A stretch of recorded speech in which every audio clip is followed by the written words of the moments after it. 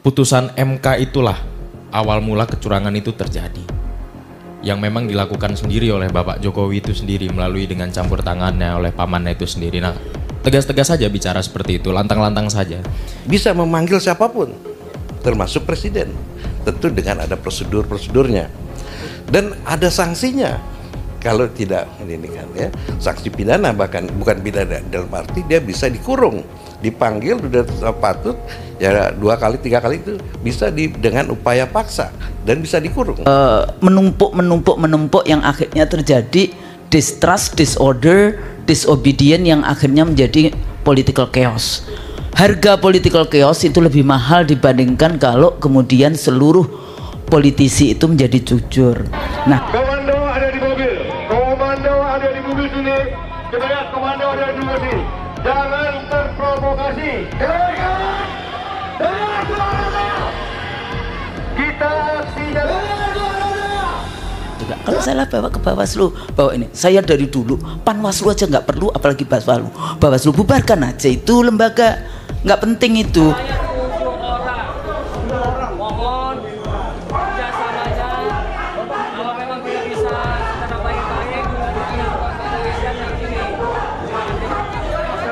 Bagaimana melakukan kecurangan itu? Nah, medianya adalah satu adalah politik uang. Politik uang yaitu dengan bantuan sosial. Bantuan sosial itu ada 5, bantuan beras, ada bantuan langsung tunai dan sebagainya. Termasuk program PKH itu, program Keluarga Harapan. Dan yang kedua adalah ini yang sudah dilakukan oleh Presiden, yaitu menaikkan gaji dan tunjangan. Makanya saya di RSTG IT, kalau boleh DPR golkan aja hak angket ini. Dari sini baru kita buka semua di situ. Karena begitu dia buat kebenaran berdasarkan friksi, dia pelihara buser-buser, dia menyerang ke semuanya, terbentuklah itu benar. Dan sudah termakan. Ada yang dia menyatakan menang, ada yang menangis kalah, kan gitu. Karena ini kebenaran friksi kan. Ini kebenaran yang terbaru sekarang ini sangat luar biasa. Sudah gila ini negara ini.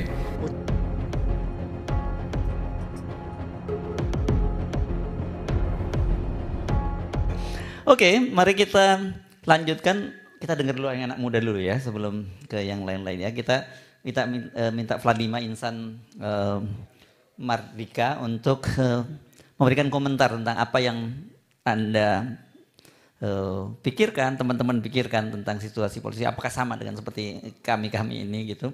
Jangan-jangan kita ini udah halu, sementara anak-anak yang muda ini sebenarnya punya pandangan berbeda. Silakan.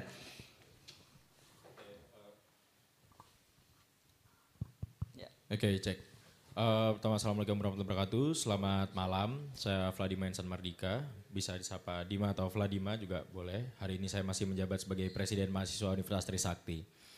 Terkait pertanyaan tadi, sebenarnya ada beberapa hal yang kita tangkap dalam situasi pemilu hari ini gitu. Kami dari teman-teman mahasiswa memandang memang ada kecurangan yang sangat tersistematis di sini dan sangat masif gitu. TSM lah, struktur sistematis dan masif. Nah, hari ini pun singkat saja rasanya, saya nggak akan lama-lama. Kita juga tadi sempat di awal dibahas soal angket kan. Hari ini kita punya stance yang cukup kuat tentang bagaimana kita melihat negara saat ini. Kita sama-sama tahu bagaimana politisi akan bekerja, bersikap, dan berbicara. Akan selalu berkutat pada kepentingan-kepentingan dan akan selalu berkutat pada itu-itu saja, nggak akan lebih daripada itu. Tidak pernah ada nama Vladima atau nama siapapun itu dalam mereka karena saya bukan elitis, hanya rakyat sipil biasa. Untuk tentang angket tersebut, itu sebetulnya akan jadi ajang yang sangat pas untuk partai-partai itu membuktikan diri.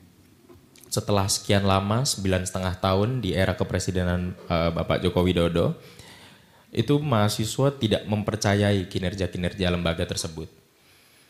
Partai-partai manapun tuh dalam anggapan hal ini itu sama-sama saja. Nah, maka angket itu akan menjadi bukti partai mana kira-kira yang serius untuk mengawal demokrasi kita yang sudah mengerucut dan hanya disampaikan selama 5 tahun sekali. Karena kan itu pemerintah baru bicara soal demokrasi secara masif, secara besar, digaungkan keterlibatan pemuda, itu baru ketika pemilu saja. Baru ketika 2023, 2024 sebelumnya nggak ada. Sangat tipis sekali, kalaupun ada itu sangat minim, nggak sebanyak ini. Karena mereka melihat adanya peluang-peluang untuk memenangkan dan memang perlu untuk mengambil suara-suara anak muda. Jadi pertama kita menganggap bahwa itu merupakan ajang kita lihat partai mana yang kira-kira masih menjalankannya sebagai perwakilan dari rakyat itu sendiri. Kemudian yang kedua, kami dari awal sudah sempat banyak aksi berkali-kali gitu, termasuk ke MK sekalipun kan. Tapi hari ini kami sejujurnya tidak ingin melihat hanya dari paslon 02 saja, karena kalau kita lihat rekam jejaknya sebetulnya pernah ada kecenderungan bahwa tiga pihaknya juga sama-sama memiliki potensi untuk memasangkan yang diusung dengan Mas Gibran itu tadi. Ada hal-hal tersebut. Nah, tapi hari ini yang ingin saya lihat juga adalah begini. Putusan MK itulah awal mula kecurangan itu terjadi. Yang memang dilakukan sendiri oleh Bapak Jokowi itu sendiri melalui dengan campur tangannya oleh pamannya itu sendiri. Nah, tegas-tegas saja bicara seperti itu, lantang-lantang saja. Karena memang itu faktanya. Karena memang akhirnya diungkapkan ada kecurangan, ada pelanggaran etik. Yang anehnya hari ini disikapin sama teman-teman adalah itu sama sekali tidak berpengaruh. Kalau di kampus, ini level kampus saja ya, ini level kampus. Kalau di Trisakti, prosedural pencalonannya cacat, itu dianulir, didisqualify gitu. Nah hari ini masa Universitas Trisakti bisa jalanin pemilu lebih baik daripada negara ini? Ya, itu kan konyol, Trisakti cuman grogol aja gak nyampe dia. Gak nyampe, cuman area kecil saja dia, kumpulan itu. Nah tapi kita seperti itu, karena kita taat sama konstitusi yang berlaku. Gak ada ceritanya main tabrak-tabrak aturan macam itu, gak ada. Kalau ada yang memang melanggar etik, melanggar peraturan, konstitusi, atau bagaimana kita menyebutkan batasan-batasan yang ditentukan, maka harusnya didisqualify. Tidak sah. Karena proseduralnya sudah cacat. Kira-kira demikian. Tanggapan dari saya. Terima kasih. Oke, jadi sebenarnya nggak usah sampai proses pemilu. Udah sebelum pemilu pun harusnya sudah nggak bisa begitu, nggak bisa ikutin ya kalau udah langgar itu. Oke. Tapi saya kira alurnya mungkin kita ke hukum dulu, politik nanti baru kita minta ininya ya dari sisi aspek ekonominya ya. Jadi kita Bang Ucok dulu untuk mungkin fokus langsung ke soal angket ya, saya kira itu lebih pada ke situ saja. Terima kasih. Assalamualaikum warahmatullahi wabarakatuh.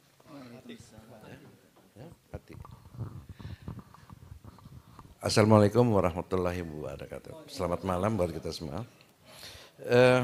Sebelum saya bicara hak angket, saya tetap berprinsip atau berpandangan putusan MK nomor 90 itu adalah batal demi hukum. Referensinya itu adalah pasal 17 Undang-Undang nomor 48 tahun 2009 tentang kekuasaan kehakiman. Ya, pasal tersebut menyatakan bila hakim atau panitera ya secara langsung maupun tidak langsung mempunyai kepentingan terhadap perkara yang ditanganinya, maka putusan itu menjadi batal demi hukum. Ya, gitu. Jadi itu yang saya sampaikan juga waktu di Malari satu ya. Nah, kemudian kita bicara hak angket. Saya belum bicara soal legal frameworknya, tapi saya mau bicara dulu sebenarnya ada irisan dengan ilmu politik. Apa sih sebenarnya hak angket itu? Karena kita tahu fungsi DPR ya di dalam sistem pemerintahan atau bukan pemerintahan, sistem ketatanegaraan di dalam yang demokratis ya. Dan yang menganut prinsip pemisahan dan pemisahan kekuasaan ya, teorinya Montesquieu itu, maka DPR parlemen itu dia mempunyai hak mengawasi dan kontrol. Hak mengawasi dan hak kontrol itu salah satu yang dimiliki parlemen itu adalah hak angket. Di selain hak-hak bertanya ya itu seperti interpelasi dan macam-macam. Nah, hak angket ini sebenarnya adalah senjata yang sangat penting ya, sangat bagi parlemen. Nah, ya, kalau di dalam sistem pemerintahan parlementer, apabila ada hak angket, ya itu sebenarnya ujung daripada mosi tidak percaya. Ya, kita tahu dalam sistem parlementer, apabila salah satu members yang mendukung, satu member aja, ya, yang mendukung Perdana Menteri itu menjadi koalisi maksudnya ya? Enggak, iya koalisi. Jadi ya, koalisi yang mendukung. kan di dalam sistem parlementer, Perdana Menteri itu dipilih berdasarkan suara di parlemen. Ya mereka membentuk koalisi ya. Apabila yang koalisi, members dari koalisi itu satu saja keluar dari ini, ya itu menyebabkan pemerintahan jatuh. Jadi hak angket itu adalah suatu hak ya yang sangat penting untuk menyelidiki apakah eksekutif, apakah baik itu presidensial atau perdana menteri sudah melaksanakan undang-undang, konstitusi, kewajiban, tugas dan kewajibannya sesuai dengan ini, ya kan? Kalau dia tidak sudah menyatakan berdasarkan penyidikan, ya investigasi ya, itu terbukti ya pemerintah melanggar itu bisa macam-macam sanksinya, bisa menegur, merubah dan termasuk kalau di dalam sistem presidensial itu memberhentikan pemakzulan. Nah, yang penting di dalam proses hak angket itu dia seperti penyidik ya, aparat hukum biasa ya. Penyidik apa sih penyidikan? Penyidikan itu adalah serangkaian untuk menemukan dan mengumpulkan bukti bahwa dengan bukti itu siapa yang melanggar undang-undang itu. Jadi seperti saya kira sama saja dengan polisi, jaksa dan KPK ya kan untuk memeriksa. Ya. Dan menurut tata tertib, dia agak sedikit melompat sedikit. Menurut tata tertib yang dilakukan DPR, anggota DPR atau tim angket itu, panitia angket itu bisa memanggil siapapun, termasuk presiden. Tentu dengan ada prosedurnya. Dan ada sanksinya kalau tidak ini kan ya, sanksi pidana bahkan bukan pidana dalam arti dia bisa dikurung, dipanggil sudah patut. Ya 2 kali 3 kali itu bisa dengan upaya paksa dan bisa dikurung. Ya menurut tata tertib yang dilakukan DPR. Nah, di dalam penyidikan itu tentu akan semua pihak yang dipanggil itu ya akan diperiksa, diminta bukti-bukti dan dasar-dasarnya itu ya kan. Nah, dalam pemeriksaan itu ini menurut tata tertib DPR bisa terbuka dan tertutup. Ya, kalau memang si yang terperiksanya diminta bahwa ini menyangkut rahasia, ya kan, itu bisa pemeriksaan itu. Tapi pada prinsipnya pemeriksaan angket itu adalah terbuka untuk umum. Itu menurut tata tertib yang diinginkan DPR. Nah, jadi kembali kalau legal framework-nya kita melihat bahwa di dalam Undang-Undang MD3 ya, tetapi di Undang-Undang Dasar kan nggak ditentukan hak dan kewajiban. Tapi itu secara terperinci diatur di dalam MD3 dan peraturan tata tertib ini. Nah, yang menjadi penting di dalam pemeriksaan itu akan dibuka semua ini. Nah, misalnya dalam konteks KPU ini, apa yang diinginkan oleh Pak Jaswara itu, ya sekarang kan lagi berdebat nih, mau apakah ada digital forensik atau tidak, ya itu kan orang yang terperiksa, misalnya KPU dipanggil seluruh jajarannya lengkap nih, misalnya kayak Ibu Husnul dulu pernah diangkat nggak dipanggil? Nggak pernah ya. Jadi semua komisioner itu dipanggil dunia. Bisa ditanya ini gimana dan seterusnya, ya kan? Ya Termasuk coba buktikan ini digital forensiknya. Nah ini bisa ini. Itu ini. Kita ingat waktu hak angketnya Bank Senturi. Waduh, itu Bu Sri Mulyani sampai pegang ini tasbih gitu kan. Wah dia ya kan pegang tasbih terus kan. Ya kan? Dan begitulah kekhawatiran itu bisa dibuka semuanya. Ya kan? Nah, itu. Saya kira ini menjadi penting ya. Mungkin ini juga ya begini, kan hak angket ini adalah jalurnya jalur politik untuk pemilihan umum. Sedangkan kalau jalur hukum ya kan masuk killing field itu yang Mas Heru bilang itu masuk Bawaslu, DKPP, killing ground ya. Killing ground. Iya. Ya kan? MK misalnya. Ya, udah masuk ke situ kan. Ya. Nah, itu kan enggak. Itu yang dihindarkan karena bagaimana ngebuktiin TSM gitu loh. Tapi kalau misalnya di hak angket Bisa itu. misalnya saja presiden dipanggil, bukan tidak mungkin presiden dipanggil, ya kan? Dipanggil itu bisa terbukti. Kalau memang terbukti, sudah otomatis TSM itu terbukti.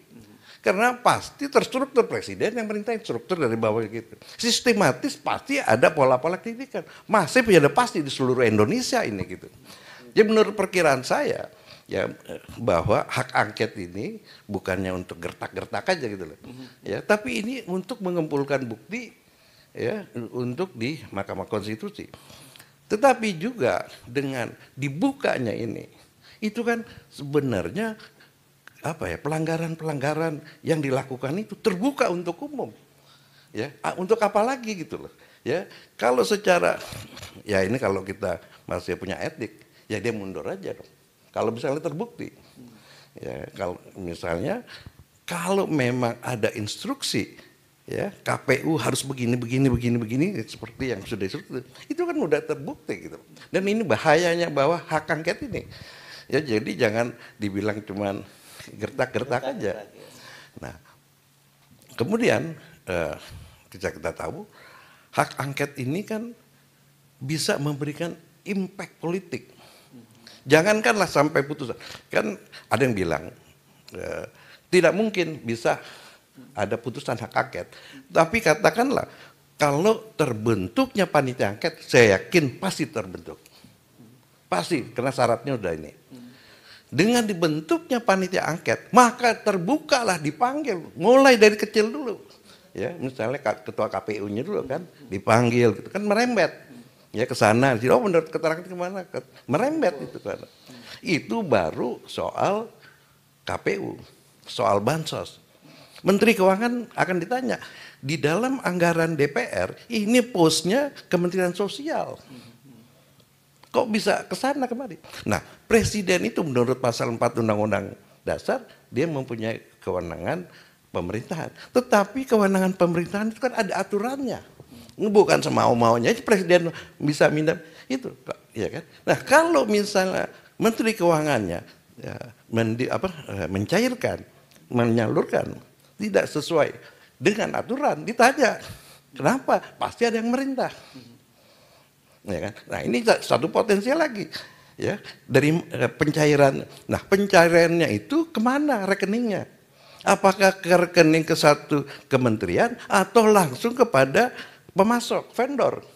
Dan apakah vendor itu dilakukan tender, bidding? Kalau kami, nah kabarnya ya, nanti saya kena ini kayak undang-undang berita bohong ya. Tapi ini kabarnya ya. Kalau kabarnya menurut wartawan nggak apa-apa kan? Kabarnya kelangkaan, konon kabarnya. Ya, sepanjang sepengetahuan saya. Ya kan gitu katanya. Kalau sepanjang pengetahuan saya. Yang manggil-manggil akan dipanggil duluan. Jadi abang tenang aja terus aja. Kelangkaan beras sekarang itu disebabkan untuk bansos. Beras yang di Bulog itu diambilin. Katanya, ya mesti nah disitulah dibuktikan. Ini berasnya dari mana? Siapa vendornya? Berapa? Dan kalau itu kan kalau aliran uang pasti ketahuan kan? Nggak mungkin Menteri Keuangan kasih cash. Itu pasti. Jadi ini semua kebongkar. Ya, jadi kira saya lah sebagai masyarakat, sebagai warga negara. ya itu sih sangat setuju kepada hak angket. Kita buat apa? Ini kita udah tahu kok, ya. Buat apa ke Mahkamah Konstitusi? Semua hakimnya udah, bukan satu aja loh. Ya, semua hakimnya udah melanggar etik. Ya kan? Kalau udah melanggar etik apa lagi? Nah, sedangkan KPU-nya 2 kali. Ya kan? Terus ada lagi yang satunya yang nggak enak lah, masalah yang kurang enak lah. Ya kan? Jadi buat apa kita percaya kepada ya, suatu institusi yang isinya memang tidak beretika, ya kan itu kan baik kalau kita bilang tidak beretika. Kalau misalnya pakai bahasa yang lebih keras, tidak bermoral. Etika kan itu moral. Buat apa misalnya peneliti tidak bermoral? Jadi masyarakat, tetapi kan kita harus mengikuti prosedur kayak gini. Jadi kembali lagi kepada hak angket, ya mestinya kita dorong ya hak angket. Nanti kan kalau rapat hak angket itu ada fraksi jalanan kan? Iya kan itu. Jadi fraksi jalan. Lebih baik dia lokalisir di DPR kan ketimbang di jalan kan gitu ya. Jadi saya kira untuk ini hak angket saya kira saya cukupkan aja Mas Hers. Tapi yang penting hak angket itu senjata saya kira. Cuman kan kita khawatir ada sasaran operasi terhadap anggota-anggota yang itu tidak memenuhi untuk jangankan untuk karena untuk mengesahkan panitia angket menurut tata tertibnya harus dihadiri setengah baru sah. Ya, jadi korumnya. Kalau nggak korum nggak bisa. Nah ini bahaya. Disinilah fraksi jalanan itu penting gitu loh. Ya, untuk memberi pressure dari luar begitu ya. Saya kira gitu Mas. Tadi maksudnya khawatir kalau ada anggota DPR dari fraksi-fraksi yang mendukung hak angket itu masuk angin gitu ya. Cluenya kira-kira mereka yang tidak lolos pada pemilu legislatif kali inilah gitu ya, gampang dioperasi itu ya. Adalah anggota DPR yang nggak dapat suara gitu loh. Iya. Ya saya kira gitu Mas. Oke, terima kasih. Kita langsung kan lanjutkan ini alurnya pas ini. Langsung ke Mbak Khusnul, Dr. Khusnul Maria. Ini sekalian mempertanggungjawabkan sebagai pengajar ilmu politik. Ya. Kenapa jadi politiknya begini sih Indonesia gitu? Okay. Yang salah dosen-dosennya ini. Bismillahirrahmanirrahim. Assalamualaikum warahmatullahi wabarakatuh. Sebetulnya saya orang yang paling sedih sih sebetulnya udah mengajar ilmu politik, mengajar partai politik dan pemilu, pernah menjadi anggota KPU. Jadi udah lengkap lah kesedihan saya melihat negeri kita yang tidak baik-baik saja. Tapi di dalam ilmu politik sendiri sebetulnya yang kita ajarkan tidak cuma who, got, when, and how. Oh ya, kan selalu itu aja itu. Padahal itu sosiologi itu, bukan ilmu politik itu.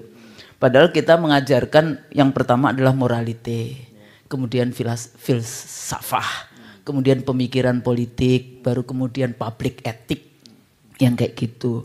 Tapi di luarnya ternyata prakteknya tidak demikian. Nah, jadi kalau tadi tidak usah ke MK, alhamdulillah nih satu mazhab jadinya. Karena biasanya kalau bicara dengan ahli hukum nggak ada lain kecuali harus ke MK. Padahal itu jebakan Batman nih kalau di sana.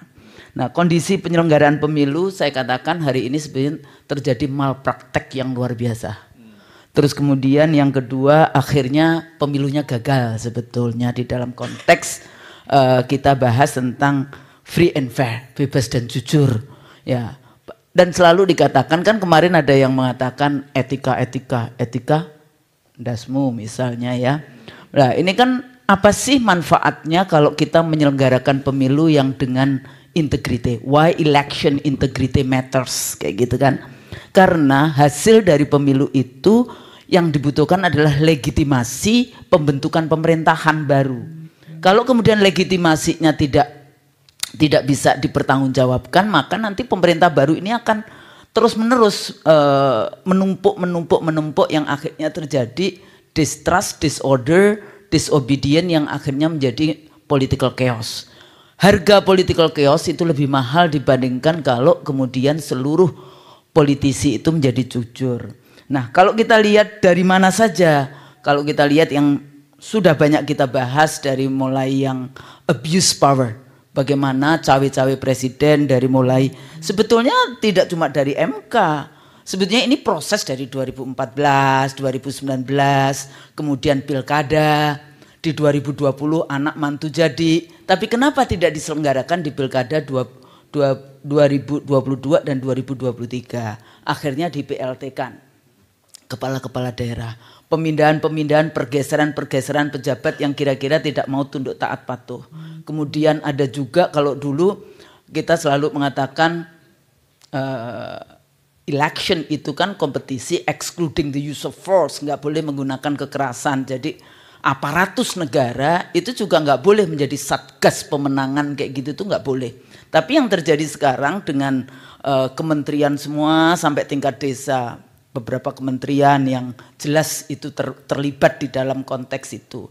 Bahkan di 2019 saya katakan kepala desa itu banyak sekali yang disandra, mau 2 periode atau masuk penjara dengan adanya kementerian desa yang dana desa 1 miliar.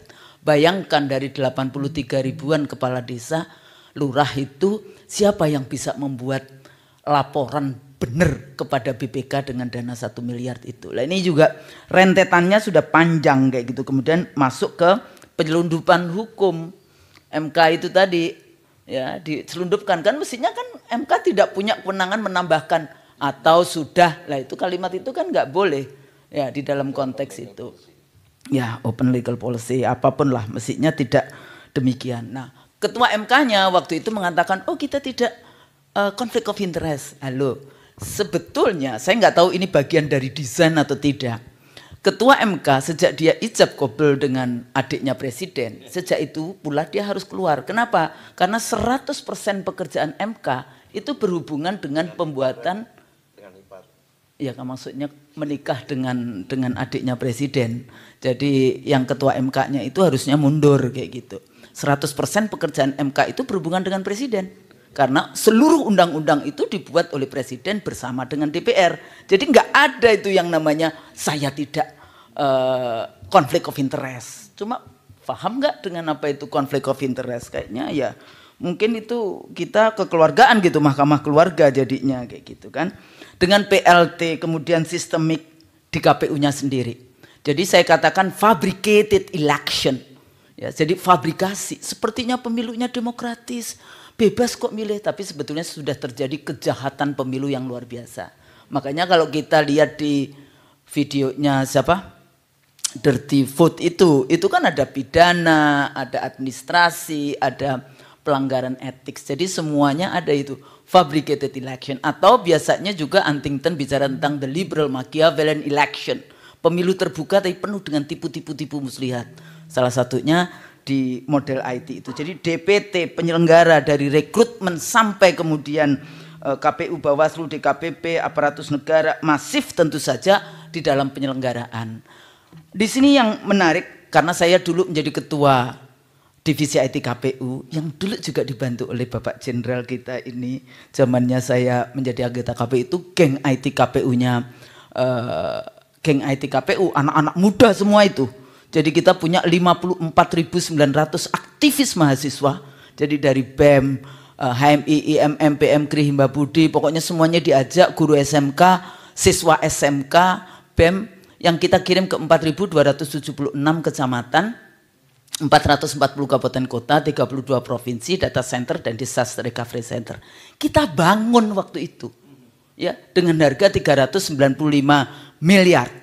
Yang saya baca hari ini, tadi itu sempat baca kayak gitu. Katanya ITB itu cuma dapat 3,5 miliar.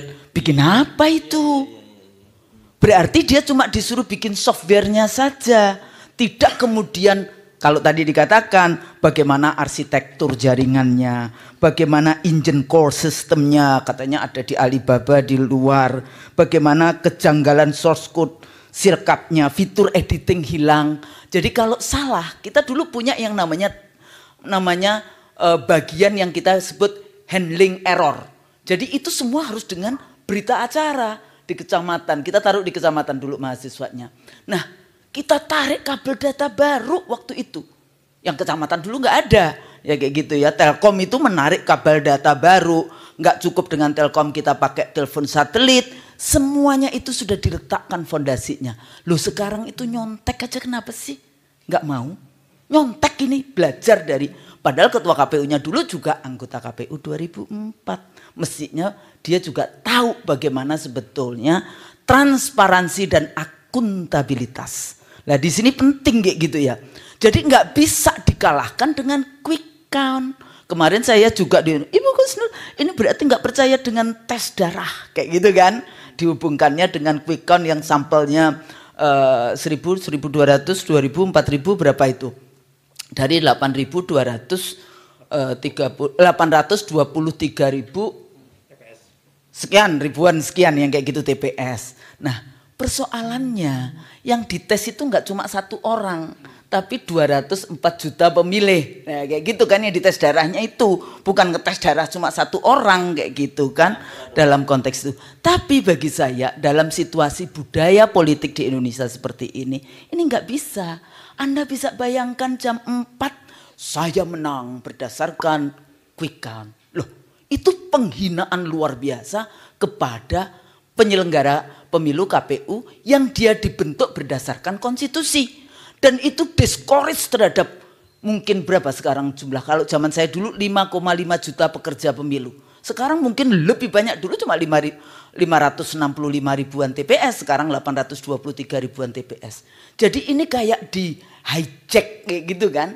Nah persoalannya lembaga bukan, nanti saya sebagai dosen kenapa nggak percaya dengan ilmiah.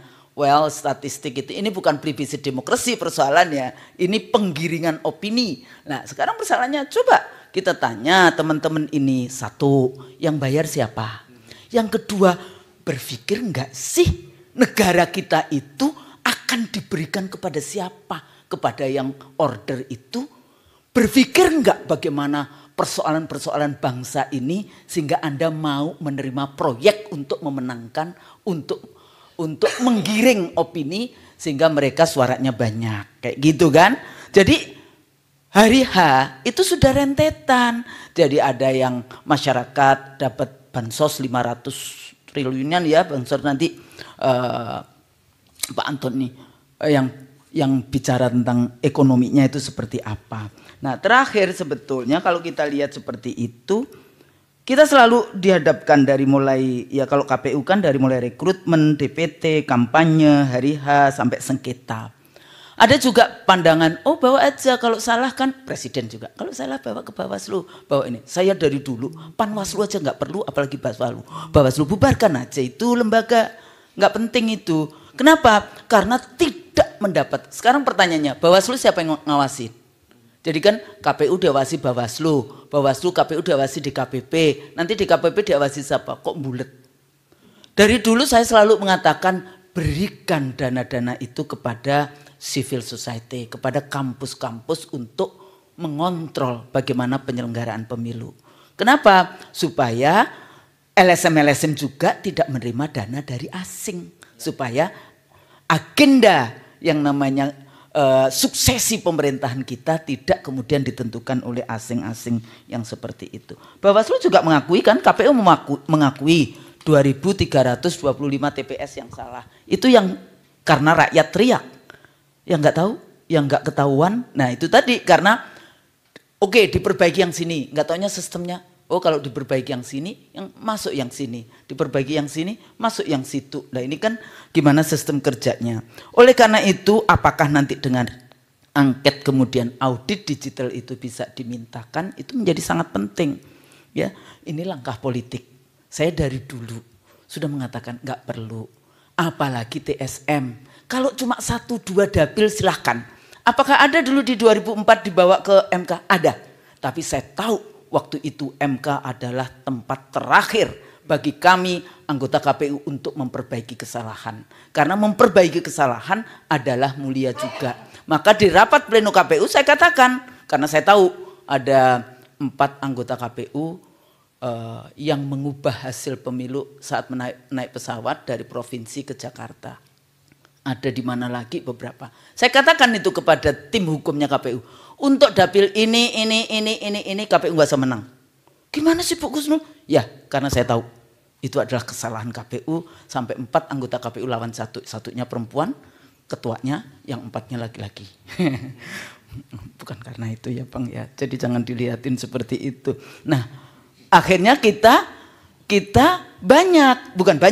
beberapa dapil itu kemudian dimenangkan oleh orang. Karena waktu itu KPU menyadari bahwa ini adalah dapil-dapil yang KPU melakukan kesalahan. MK adalah tempat terakhir untuk memperbaiki kesalahan. Tapi kalau kemudian modelnya TSM seperti ini, Anda bawa ke MK, sementara MK sudah dikuasai oleh rezim yang berkuasa, untuk apa? Yang di 2019 saja dulu berapa miliar itu fotokopi, emang dibaca dalam waktu 2 hari? Enggak juga. Jadi gimana? Langkah politik. Kalau misalnya bahkan ke Bawaslu aja saya mengatakan enggak perlu ke Bawaslu. Jadi gimana? Selesaikan semua persoalan yang masih diperjuangkan di KPU. Jangan pergi kemana-mana, di KPU. Kalau enggak, ya sudah, kami serahkan kepada kedaulatan rakyat. Biarkan nanti anak-anak muda dan kita semua turun ke jalan, kayak gitu kan. Nah terakhir, kita perlu reformasi kembali. Mudah-mudahan ini semangat bagi kita semua mencari kebenaran. Kebenaran enggak perlu ini, nanti kebenaran itu akan menemukan jalannya. Yang penting tetap ini semua di dalam kerangka untuk memperbaiki kondisi bangsa. Karena hari ini ya kedaulatan kita sudah dijual dengan harga murah tanpa rasa malu kepada asing dan asing. Dan sekarang sepertinya kita semua, Mahkamah Konstitusi dulu kita sebut sebagai mahkamah kalkulator, sekarang menjadi mahkamah keluarga. Nah, ini persoalan kita bersama-sama, tapi saya nggak mau bertanggung jawab kalau itu yang curang Bawaslu, yang curang rezim yang sedang berkuasa, yang curang KPU. Kata Ketua Bawaslu kan kita semua bertanggung jawab. Halo, yang melakukan kecurangan siapa? Enak aja. Ya, jadi ini jadi penting, mudah-mudahan berguna. Kalau salah mohon maaf. Nasrul minallah wa fathun qarib. Wassalamualaikum warahmatullahi wabarakatuh. Waalaikumsalam warahmatullahi wabarakatuh. Ya. Ya. Yes, oke. Tapi seenggaknya sekarang sedikit lega ya, sudah mempertanggungjawabkan ini ya. Oke, Mas Antoni, ini Anda ini kan kalau saya amati ini memang lebih pada ekonomi politik ini, Mas Antoni ini bahasanya ya.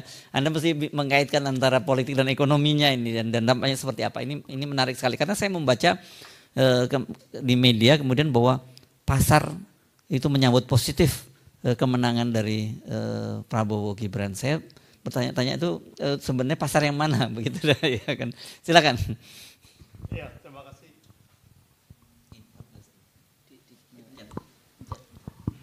Terima kasih Mas Hersu. Selamat malam.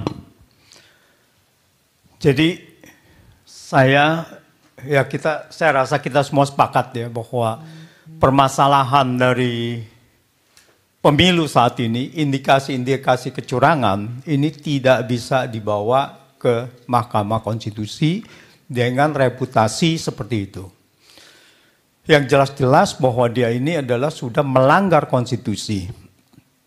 Nah, jadi kalau kita lihat bahwa kecurangan ini sudah masuk TSM, terstruktur, sistematis, dan masif, itu dibawa sebagai hak angket DPR adalah suatu terobosan yang tidak bisa membiarkan kecurangan ini terjadi. Jadi kalau kita lihat TSM, ini kalau terbukti maka pasal 286 ayat 234 Undang-Undang Pemilu itu mengatakan bahwa pasangan calon bisa didiskualifikasi kalau terbukti melanggar secara TSM, terstruktur, sistematis, dan masif. Nah sekarang apa yang dinamakan dengan TSM, terstruktur? Tentu aja kalau pelanggaran ini ada terstruktur, ada kasuistis. Kasuistis itu adalah sporadis, dilakukan oleh orang perorangan. Tadi Bang Ucok sudah katakan, kalau terstruktur ini pasti dilakukan oleh satu institusi besar. Yaitu saya langsung mengatakan bahwa ini yang bisa melakukan itu adalah penyelenggara pemilu. Di luar dari penyelenggara pemilu tidak bisa melakukan terstruktur kecurangan yang terstruktur dan sistematis. Siapa penyelenggara pemilu? Penyelenggara pemilu adalah paling atas adalah bertanggung jawab kepada presiden berserta jajarannya. Pelaksananya adalah KPU. KPU sebagai komisi independen. Tetapi penyelenggaranya adalah, yang bertanggung jawab adalah presiden. Nah, dampak dari kecurangan terstruktur itu pasti adalah masif. Tidak bisa tidak. Pasti masif. Nanti saya akan ceritakan kenapa masifnya, dan ada dua hal di sini saya mau menyoroti, yaitu adalah pelaku dan ada media kecurangan. Pelaku kecurangan dan media atau alat untuk kecurangan itu. Media untuk pelakunya adalah tadi institusi, termasuk dari presiden, menteri dan bawahannya, pejabat daerah, dan juga aparat hukum dan sebagainya. Itu adalah potensi pelaku yang melakukan kecurangan-kecurangan yang secara terstruktur. Lalu medianya apa? Bagaimana melakukan kecurangan itu? Nah, medianya adalah satu adalah politik uang. Politik uang yaitu dengan bantuan sosial. Bantuan sosial itu ada 5, bantuan beras, ada bantuan langsung tunai dan sebagainya. Termasuk program PKH itu, program Keluarga Harapan. Dan yang kedua adalah ini yang sudah dilakukan oleh presiden, yaitu menaikkan gaji dan tunjangan. Dan saya mengkategorikannya sebagai suap kebijakan. Berdasarkan kebijakan itu dilakukan untuk memberikan kenaikan. Karena apa?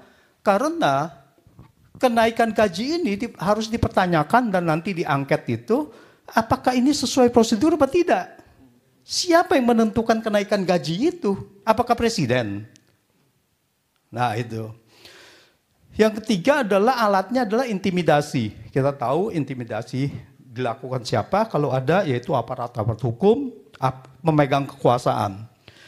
Dan yang keempat adalah lembaga survei dan quick count. Ini adalah bagian opini sebagai alat untuk kecurangan tadi.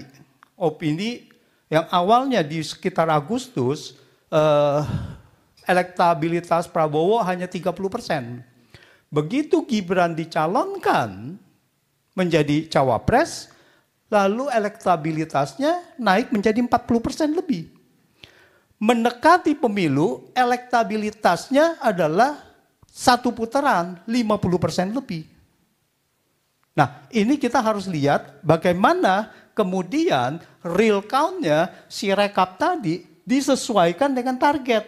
Ya, tadi Pak Jaswargoto itu mengatakan kalau kita set 51 dia akan keluar 51, kalau 58 dia akan keluar 58. Bahkan saya sangat surprise bahwa IT ini diset sebelum pemilu, dikondisikan bahwa kemudian dengan simulasi random tadi itu menjadi yang dengan sesuai itu. Makanya itu Prof. Kusnul bahwa quick count selalu sama dengan real count. Itulah pengkondisiannya gitu. Nah itu kelimanya. Lalu pelaksana lapangannya siapa? Dalam hal ini adalah bansos, terutama adalah presiden yang membagi-bagikan bansos, menteri dan pejabat di daerah dan sebagainya. Nanti saya akan kasihkan kronologisnya. Dan kedua adalah tentu saja ada intimidatornya, dan ketiga adalah memberdayakan anggota pelaksana pemilu, yaitu anggota KPU dan sebagainya. Dan keempat adalah yang menguasai IT. Nah kita lihat, untuk pelaku institusi pemerintah, kita lihat pengumuman cawe-cawe itu diumumkan oleh Presiden Joko Widodo itu sekitar bulan Juni kalau nggak salah. Juni 2023. Dan kita semua merasa pada saat itu adalah mau cawe-cawe untuk Ganjar atau untuk Prabowo. Kita bertanya-tanya. Tapi kemudian kita surprise bahwa Agustus ada masuk uji materi untuk batas usia minimum capres dan cawapres. Nah inilah sebetulnya cawe-cawenya. Lalu di mana? Di MK. Digolkan. Di MK digolkan bahwa dikabulkan uji materinya bahwa Gibran bisa dijadikan calon wakil presiden. Banyak yang protes. Kemudian ada Majelis Kehormatan Mahkamah Konstitusi bersidang antara Oktober sampai dengan awal November. Apa yang dilakukan? Ini adalah konspirasi. Konspirasi bahwa dikatakan ada melanggar etika, tetapi tidak dibatalkan berdasarkan yang tadi pasal 17 mengenai kekuasaan kehakiman. Nah di situ ayat 5-nya kalau nggak salah yang mengatakan bahwa itu bisa dibatalkan putusannya. Tidak sah. Nah ini tidak dilakukan oleh Majelis Kehormatan Mahkamah Konstitusi. Dia cuma bilang bahwa Anwar Usman, ketua MK, itu bahkan hanya diberhentikan dari jabatan ketua, tidak dipecat sebagai ketua sebagai hakim Mahkamah Konstitusi. Nah, ini adalah menurut saya ini adalah satu konspirasi yang pertama untuk menggolkan Gibran. Kemudian KPU menerima pencalonan Gibran pada tanggal 25 Oktober dengan melanggar peraturan KPU, melanggar PKPU yang kemudian oleh Dewan Kehormatan Penyelenggara Pemilu DKPP dinyatakan melanggar etik, padahal melanggar undang-undang. Karena PKPU adalah pelaksanaan dari undang-undang. Nah, terus di situ bahwa akhir Oktober KPU menyatakan Gibran, 19 November Gibran hadiri Desa Bersatu, yaitu pertemuan kepala desa. Dan kepala desa mendukung paslon 2 dan Gibran ada di situ. Dan sudah dinyatakan bahwa itu adalah terindikasi melanggar. Dan Bawaslu tidak, makanya itu apa gunanya ada Bawaslu. Kemudian akhir Desember Joko Widodo panggil kepala desa ke istana. Dikumpulkan kepala desa ke istana. 24 Januari 2024 Joko Widodo mengatakan presiden boleh kampanye dan memihak dikatakan di pangkalan TNI Angkatan Udara Halim. Dan katanya ASN boleh juga berpihak. Nah, sekarang kita masuk kepada politik uangnya, kepada bansos. Undang-Undang APBN 2024 itu diundangkan pada 16 Oktober 2023. 16 Oktober 2023. Jadi Undang-Undang APBN 2024 itu sudah diset, sudah ditetapkan. 16 Oktober 2023 ini terjadi nepotisme di mana Paman Usman mengabulkan permohonan uji materi tadi supaya Gibran bisa menjadi cawapres. 25 Oktober tadi Gibran sudah mendaftar. Kemudian setelah Gibran menjadi calon wakil presiden, Joko Widodo mengatakan di rapat kabinet 6 November 2023 memutuskan memperpanjang bantuan sosial yang seharusnya berakhir pada November 2023. Apa artinya? Artinya bahwa presiden mengatakan memperpanjang, artinya anggaran itu belum ada. Karena undang-undangnya sudah ditetapkan. Berarti anggaran untuk bansos tadi belum ada. Lalu kemudian bantuan sosial ini terdiri dari ada 5 hal ya.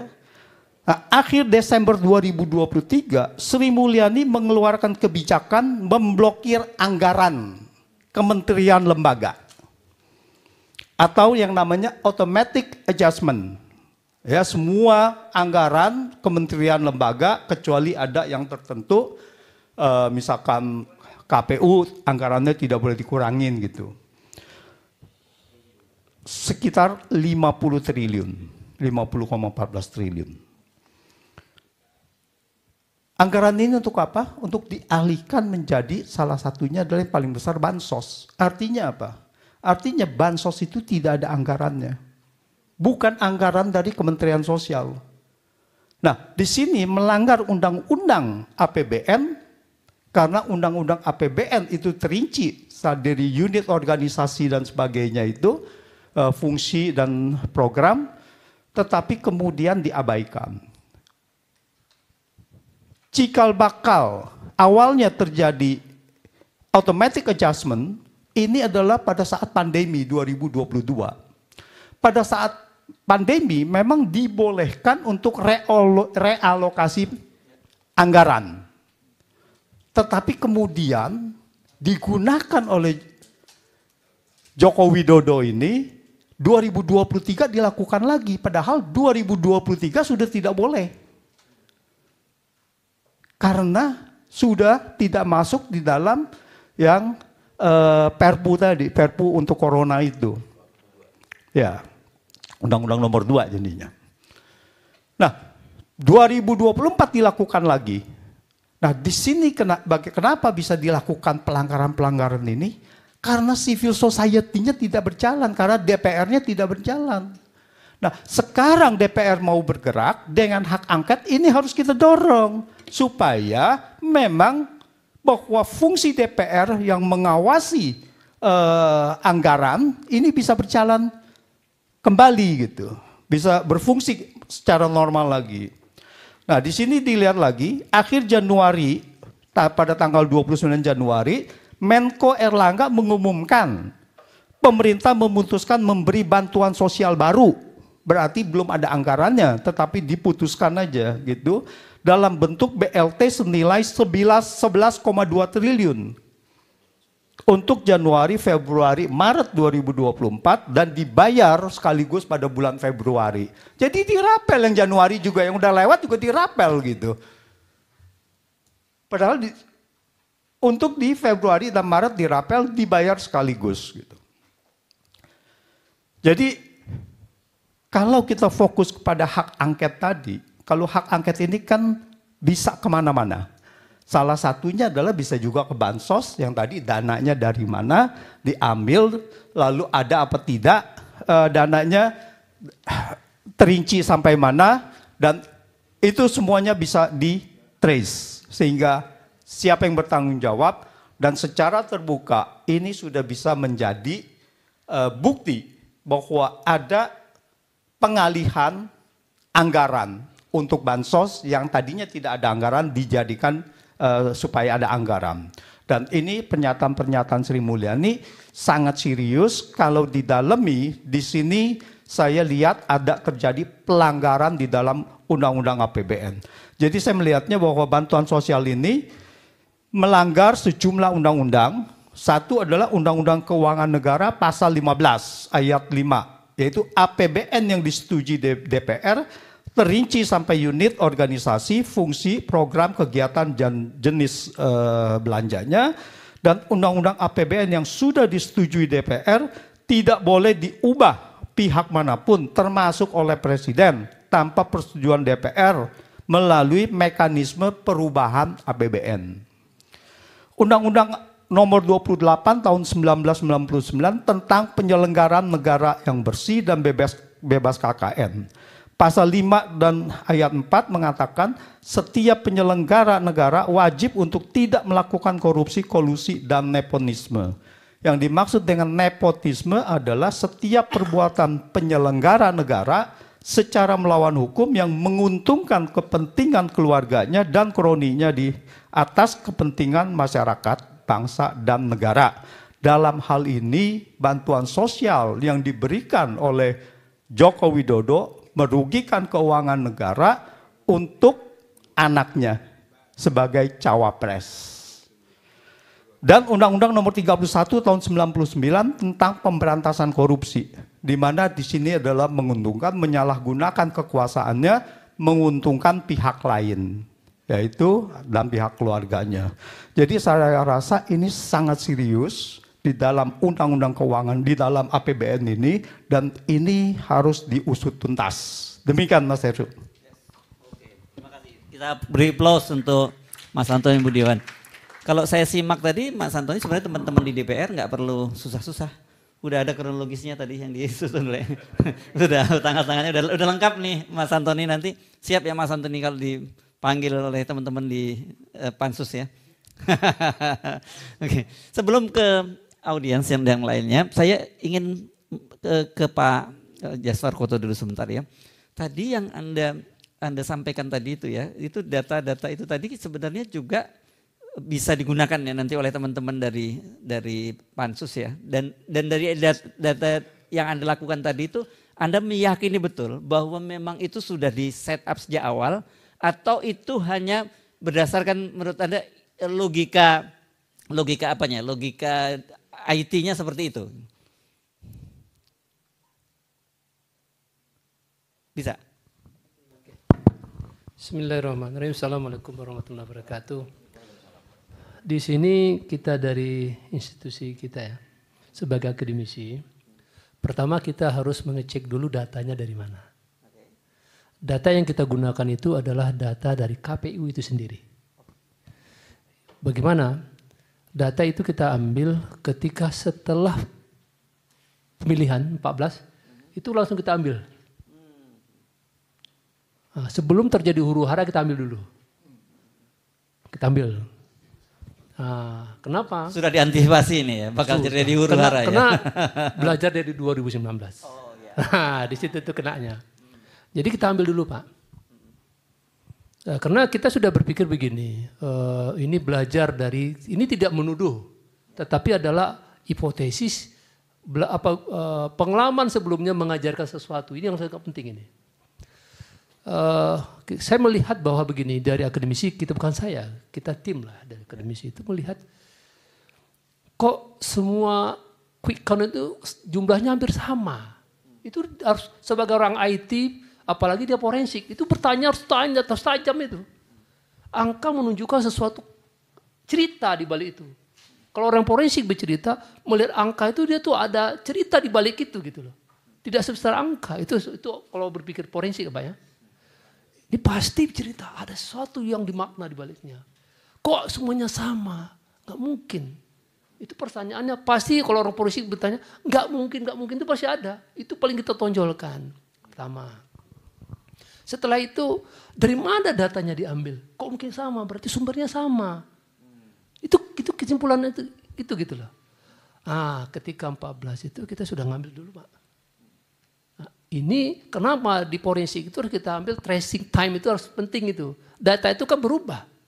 Kita ambil. Dari KPU sendiri kita ambil. Kita diam, kita ambil. Jadi data itu kita kumpulkan. Begitu terjadi huru hara, itu kita kejar lagi. Di mana TPS yang berhuru hara itu. Kita kejar Pak. Itu kita tracing itu data itu. Sampai sekarang ini KPU kalau nggak salah itu dihentikan ya. Shutdown katanya, cleaning kan? Di cleaning kalau nggak salah di cleaning ya? Dibersihkan 2 hari kata. Kalau orang IT mengatakan cleaning itu ada makna tersirat di belakangnya. Ada tersirat. Tapi kita kan tidak bisa menuduh, kita kan bicara IT, apalagi cara forensik. Ini berarti ada cerita di belakangnya. Disitulah data itu kita olah Pak. Dari data itulah baru kita buat hipotesis. Nah, contoh tadi kan 1 TPS tuh. Itu ada ratus ribuan TPS kita tracing. Jadi 1 TPS tadi, ya ini kan dari data itu kita buatkan satu hipotesis berbentuk suatu algoritma. Kan kalau kita bicara IT itu algoritma semuanya bicara itu. Kenapa angka ini muncul sendirinya, dia sendiri tegak gitu loh.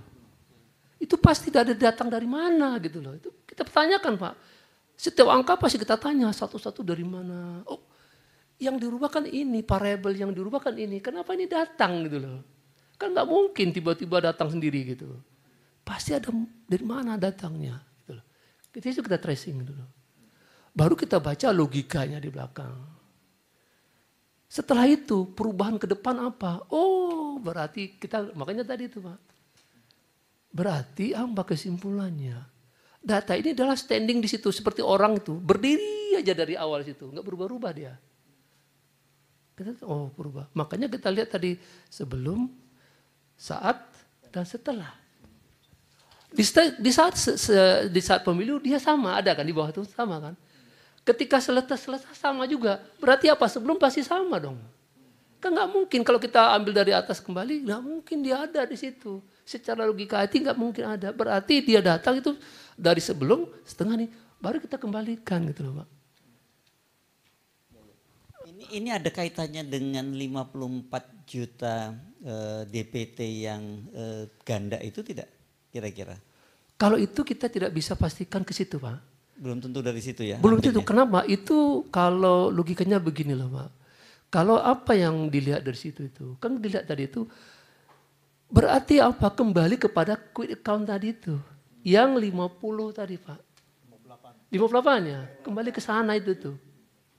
Karena dia standing dari sebelum, saat, dan setelah. Data itu sama standing itu tuh. Berarti di lock dia kunci di situ. Dikunci, Pak. Kita kan dikunci tadi itu nampak. Kenapa, Pak? Dikunci itu. Berarti saya pikir, oh gini secara logika ya. Forensiknya bermain di situ. Berarti ada. Logiknya mengatakan statement ini sumbernya pasti sama, satu gitu loh. Cuma begini, kan harus ada pembuktian. Kembali kepada Pak Ucok tadi itu. Pak Ucok, kalau kembali ke MK, paling-paling ya maaf cerita 2019 kita pengalaman itu. Nah, Kalau secara IT, digital forensik bisa menemukan itu. Kami begini Pak, di UIC Pak kita itu, kita sudah sampai forensik kepada si pleno. Oh, oke. Trace out-nya, segmentation, sama pemalsuan tanda tangan, kita sudah bisa mendetek itu. Oh, sampai soal pemalsuan tanda Sampai tangan. sana, itu kecanggihan kita alhamdulillah. Oh, oke. Jadi jangan dikata ya alhamdulillah kami baru ya. Puisi Itu rektor kaya. Universitas Insan Cita itu ya. Insan Cita. Ya, ya. Jadi di situ tuh kita memang spesialis daripada artificial intelligence. Nah, di spesialis intelligence kita gunakan untuk forensik, kita membantu negara ini ya. Konsentrasi untuk membantu negara. Jadi kita sudah bisa sampai itu adalah forensik story ya, time series itu baru. Nanti ada forensik metadata, Pak.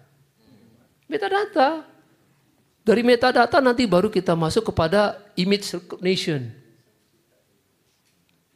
Image recognition itu menggambarkan, contohnya nih, ketika itu misalnya, contoh nih, kita berlima sepakat menduplikasi. Saya tanda tangan gini. Kalau dilihat kasat mata nggak kelihatan Pak. Tapi begitu saya masuk forensik, saya nampak tuh Pak, ini dibuat di mana? Artinya apa? Apakah di luar, apakah di dalam? Contoh ini ada cahaya ini. Cahaya nih. Begitu saya tanda tangan sesuatu sini, begitu saya masukkan ini, saya akan dapat tuh cahaya dari sebelah sini. Ini nggak mungkin matahari. Pasti dalam ruangan. Tapi itu pembuktian itu kan perlu lagi wewenang dari para angket itu. Makanya saya di segi IT, kalau boleh, DPR golkan aja hak angket ini. Dari sini baru kita buka semua di situ. Begitu pembuktian tadi, karena ini baru hipotesis, tapi secara logika masuk kan. Kenapa? Hipotesis ini kita buat. Tapi tanpa pembuktian dari simulasi kembali kan nggak mungkin. Harus kita simulasikan kembali. Istilahnya begini loh Pak dalam eksperimen. Ini hipotesis. Kita buat eksperimen kan. Pembuktian hipotesis kan eksperimen.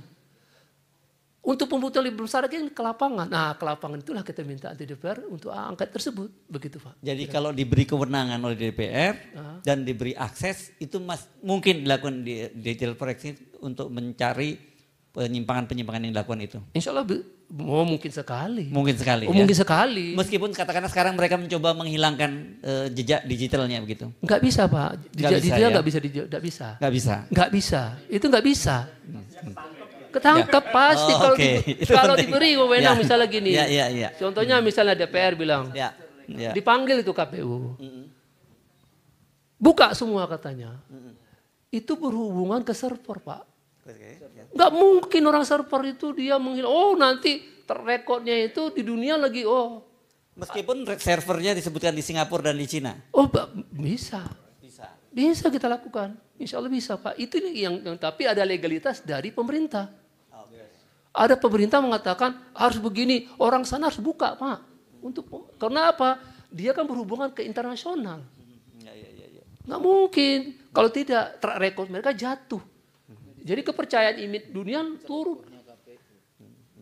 Sekarang ini untuk itu mungkin seharusnya ini hak angket ini digulirkan betul. IT bekerja. Bagaimana itu nanti itu ya saya yakin loh Indonesia ini punya orang IT yang banyak, yang pintar-pintar, yang jujur masih banyak gitu loh. Oke, ya. Oke, mantap. Oke, terima kasih Pak Jaswar Koto ya. Ini saya cuma memberikan keyakinan aja untuk apakah itu dilakukan. Jadi apa yang bisa kita simpulkan bahwa dengan hak angket ini bergulir itu sebenarnya bisa membuka semua kotak Pandoranya begitu ya. Kotak Pandora kecurangan pemilu 2024 ya.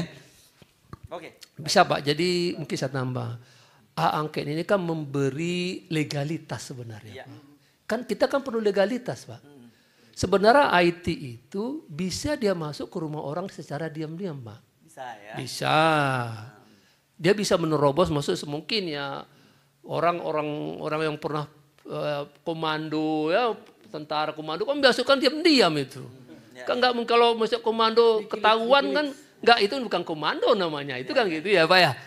Tidak mungkin. Jadi dia bisa masuk secara individualis, kita bisa melakukan. Oke. Hacker itu ya istilahnya. Bukan cracker Pak. Cracker. Kalau cracker udah ngerusak dia. Kalau Iya, hacker oh. hanya menghack saja. Cracker gitu loh, kita masuk. Kita bisa masuk.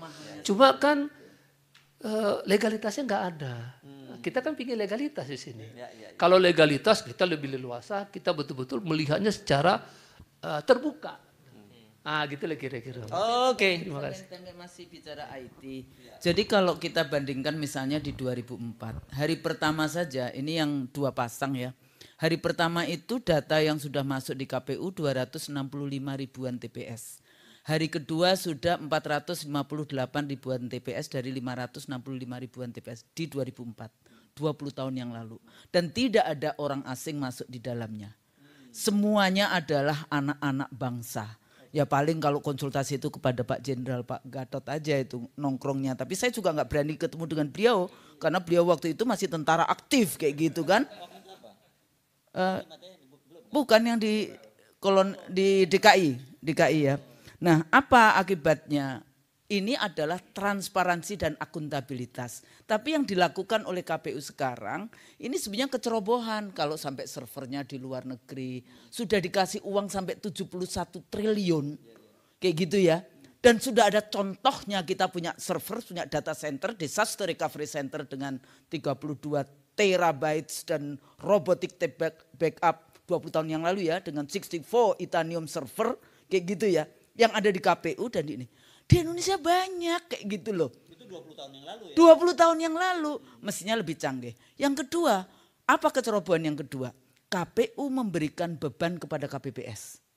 Sehingga data-data salah ternyata kan ada 2. Satu yang oleh KPPS, satu oleh web kan tadi diubahkan dari yang C1 planonya kemudian diubah. Kesalahannya katanya bisa sampai 90%. Yang kedua lagi, yang ketiga lagi, tidak di-lock dengan 300 itu tadi. Sehingga ada tambahan 800, ada tambahan 500 ribu, 136 ribu. Jadi ini tidak ya kecerobohan KPU. Ya, oke, sekalian nanti Anda mau jawab juga, tapi sekalian saya titip tambahan.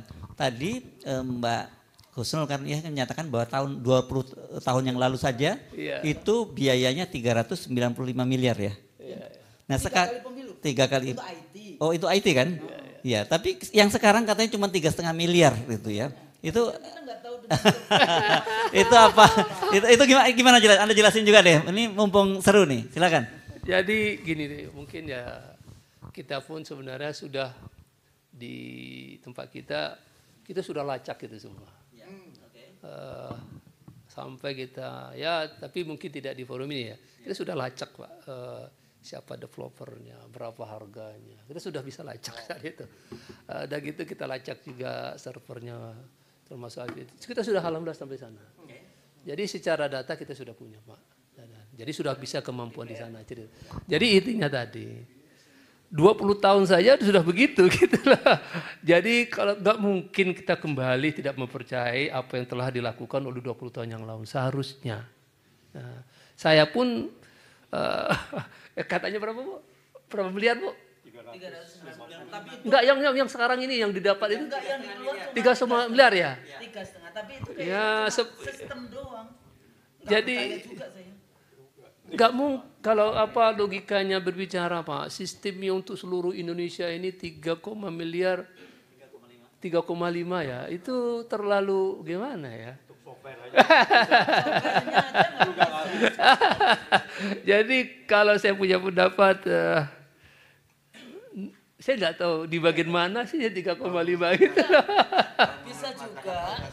Bisa juga karena di situ ada intervensi dari naruh servernya di Alibaba. Saya nggak tahu intervensinya nanti ada dana-dana siluman atau uang setan dimakan hantu. Kalau dana mungkin Pak Antoni lebih tahu dari saya ya. Enggak, tapi Anda sendiri sebagai orang IT kalau diberi anggaran 3,5 miliar untuk membangun sistem Sirekap seperti itu, Anda sanggup nggak?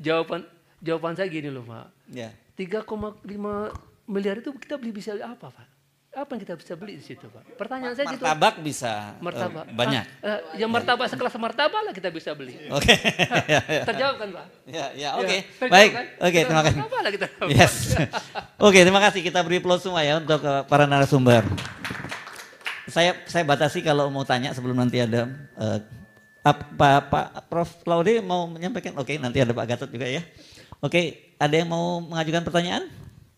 Oke, silakan. Mas dari media ya, silakan sebutkan medianya. Satu lagi, mungkin 3 orang saja saya kasih kesempatan. Nah, satu dulu. Oke, silakan. Ini ada adik mahasiswa ya, silakan. Ya, pakai mic ya, biar kedengaran ya. Ya, di depan sini. Di sini aja, sini. Biar kelihatan kamera. Nggak apa-apa. Biar wartawan ya. Ya, sini aja ya. Oke, terima kasih. Ya, terima kasih para narasumber atas kesempatannya.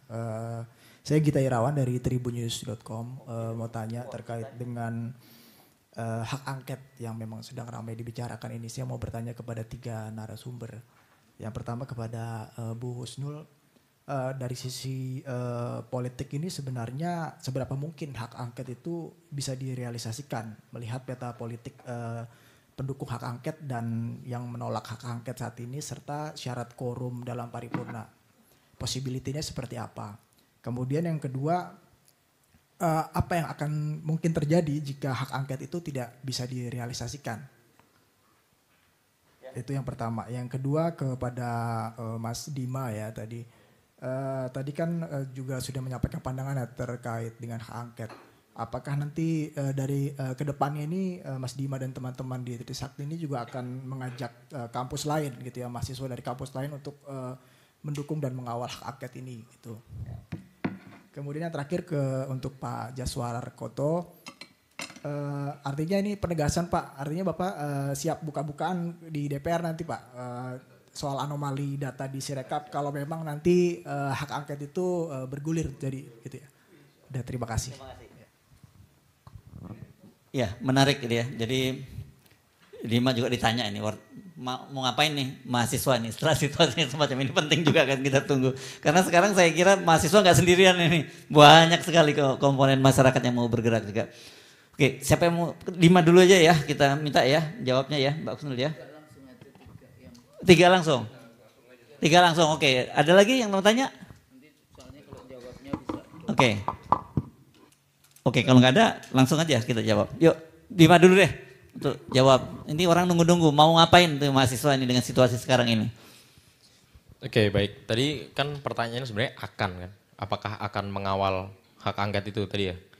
Sebenarnya bukan akan, tapi kami sudah melakukan itu dalam beberapa hal dan memang sempat beberapa kali dapat tindakan intimidasi dan represivitas yang luar biasa. Nah, beberapa waktu lalu kita sempat demo di MK dan kita dibenturkan dengan beberapa kelompok masyarakat yang lain yang mengidentifikasi dirinya sebagai mereka adalah yang pro terhadap Bapak Jokowi dan mereka menolak adanya hal seperti itu. Mereka ingin ya udah ini pemilu damai-damai aja gitu loh.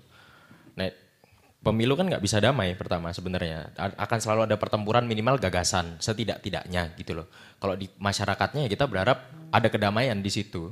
Ada ketertiban di situ. Tapi bagaimana mengkondisikan masyarakat tertib kalau misalnya pemilunya curang? Kalau ditemukan banyak dugaan-dugaan kecurangan.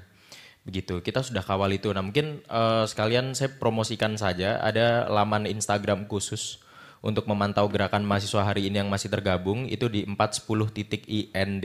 Ada 4 isu 10 tuntutan di baliknya. 4 tuntutan 10 isu. di situ. Nah, Ulangi lagi tadi apa? 410.IND. 410 itu langsung nyambung ya? Ya, itu langsung nyambung. Itu beberapa universitas yang hari ini tergabung dan tergerak di sana yang masih punya semangat untuk mengawal itu semua. Kita nggak pernah punya niatan untuk mengacak-ngacak apapun sistem ini kalau misalnya memang sudah baik dan benar. Gitu loh. Hari ini kita merasakan ada peranan-peranan, ada dorongan-dorongan yang memang perlu dilaksanakan agar apa yang udah diupayakan selama 25 tahun belakangan pasca reformasi ini itu masih tetap terjaga. Nah, kira-kira demikian jawaban saya. Tapi mahasiswa intinya akan terus bergerak. Kira-kira seperti itu. Oh, tentu. Hari ini kita sudah berkonsolidasi tidak hanya dengan kampus. Ini juga bukan hanya gerakan mahasiswa saja. Kita anggap hari ini merupakan gerakan dari seluruh elemen masyarakat yang menginginkan adanya kestabilan, baik itu politik, ekonomi, dan kebudayaan pula. Karena 5 tahunan ini akan menentukan beberapa waktu ke depan bagaimana akan kehidupan bernegara ini. Kira-kira demikian. Pasti akan diajak. Nggak cuma kampus lain, seluruh elemen masyarakat.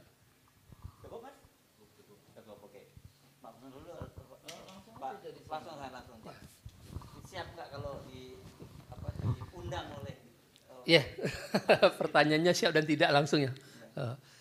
Di situ kan kita tadi mengatakan pemilu berkeadilan dan keterbukaan. Berarti kalau ditantangnya gitu siap lah. Ya. Insya Allah siap gitu loh. Gitu aja jawabannya. Insya Allah siap. Dan tadi kan sudah secara tersirat, bukan tersirat, sudah dinyatakan bahwa sebenarnya sudah bekerja dari sekarang. Ini barang itu udah jadi tuh barang itu tinggal dipaparkan saja. Kira-kira gitu ya. Insya Allah. Ya. Sekarang Mbak Kusnul.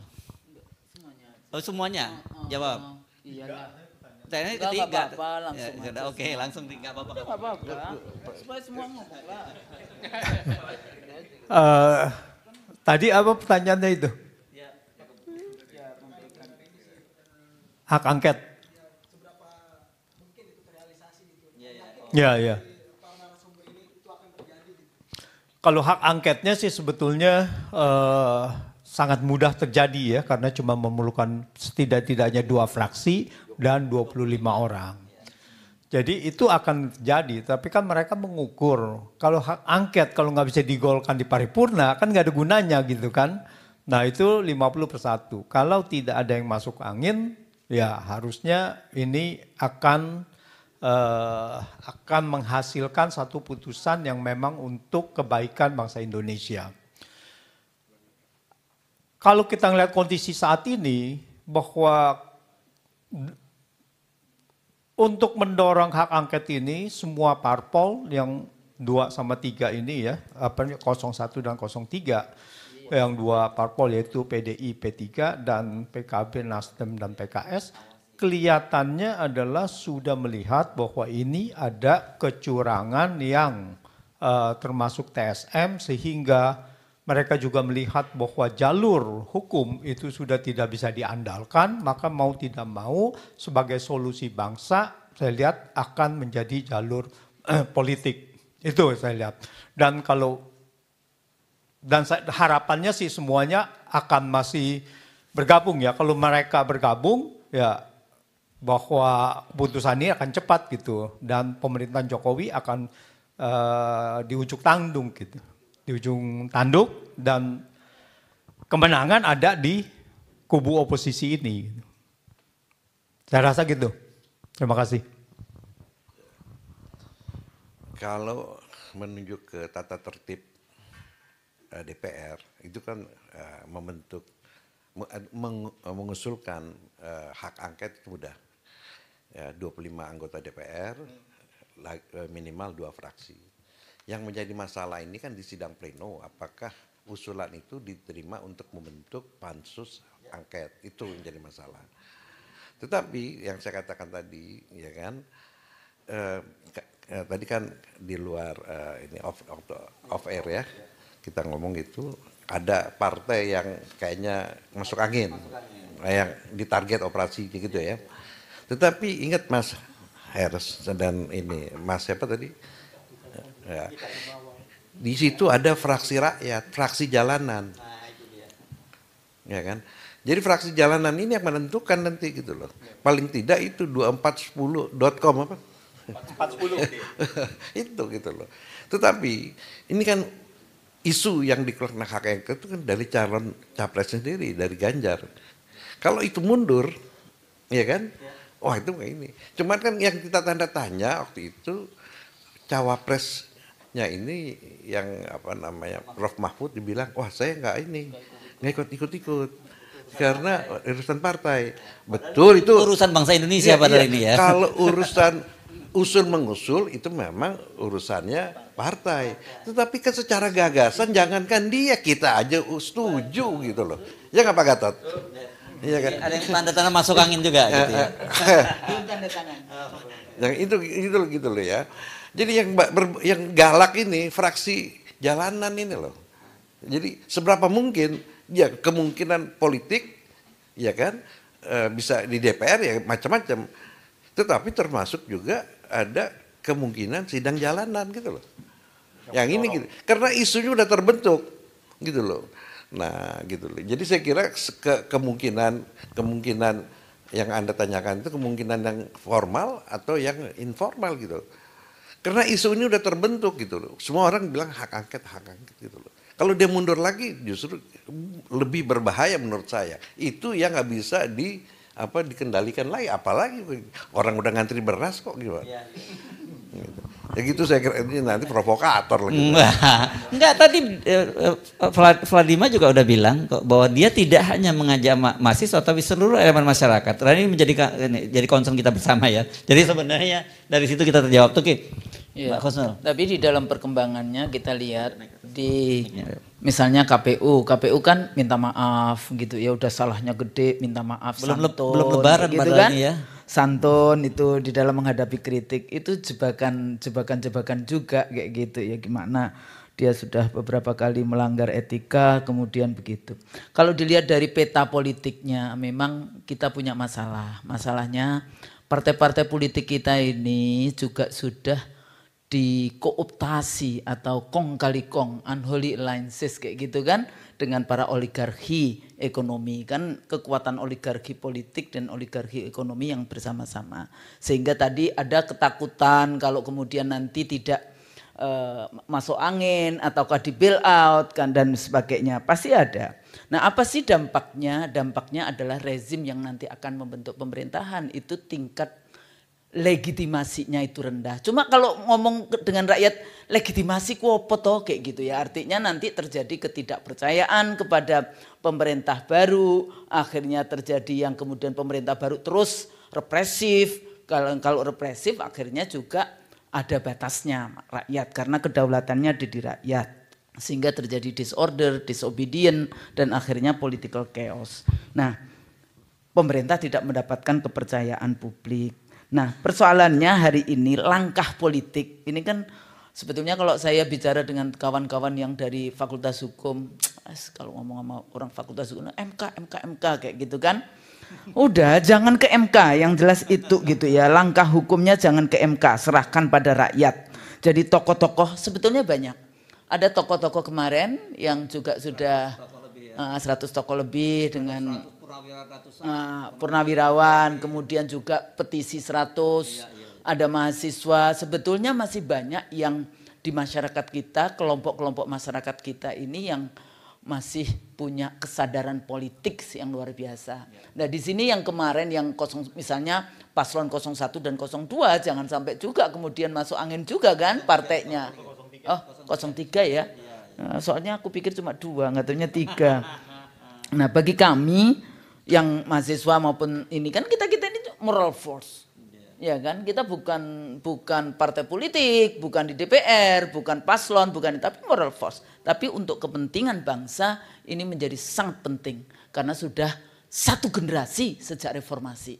Tapi kita bukannya konsolidasi demokrasi, tapi we are going back again to square one, balik lagi ke KKN. Padahal reformasi dulu KKN dan sekarang dengan welo kayak gitu ya, dengan terbuka luar biasa menjadi saya nggak mau nyebut nama, jadi the word G ya, GGG.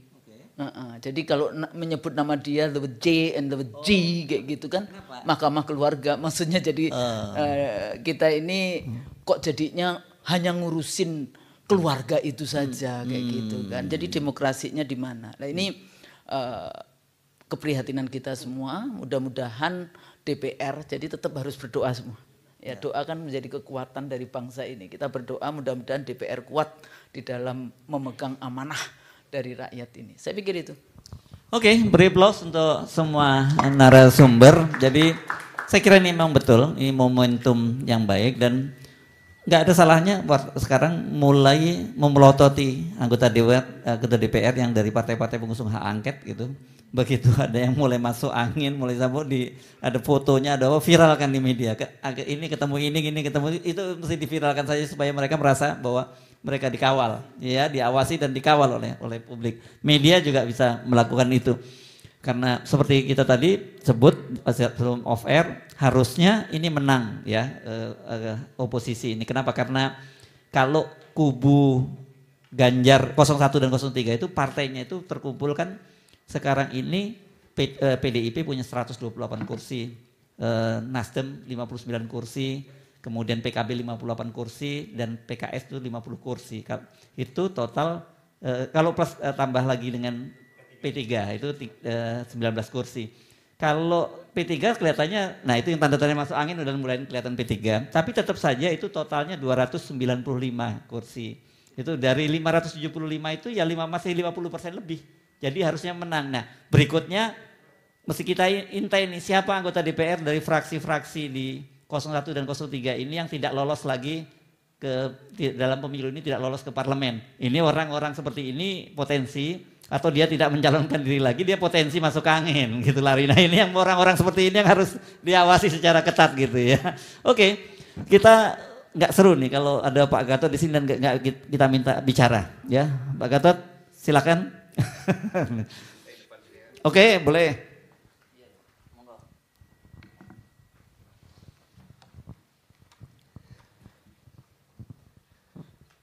Assalamualaikum warahmatullahi wabarakatuh. Selamat malam, salam sejahtera.